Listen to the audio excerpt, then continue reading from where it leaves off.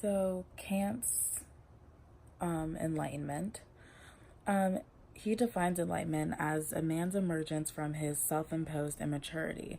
This immaturity that is the inability to use one's own understanding without another's guidance. I feel this is extremely important because this immaturity is something that is a big problem in our political stance today, with what is going on in our government. You could say the president is not exactly the most mature of people, and because of that, this leads to his lack of enlightenment and his complete lack of idiocracy. Almost like he's not mature enough or not enlightened enough to understand different formalities that need to be taken as the president, different precedents that he ignores,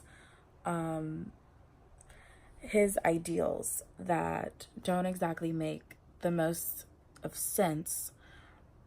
But how is the public supposed to determine all of this? How are we supposed to plow through any of this with fake news and bias and all these other things?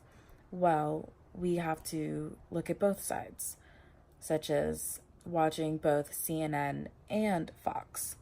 You have to go research and find your own information, articles, and not just scroll aimlessly through social media hoping that that's going to give you an answer, because that in itself would be a lazy way to approach enlightenment, which is also something that Kant talked about. You can't halfway go through with this, because then you're not going to actually enlighten yourself. I understand that this lack of understanding and this lack of courage, that you have to dare to know. You have to be questioning everything. One thing that we live in a society where you're told not to question anything. But what if someone told you that everything you've ever learned is wrong? And you have to question the why. And the why is most likely not acceptable in your culture, the way you're upbringing. But it's an important question.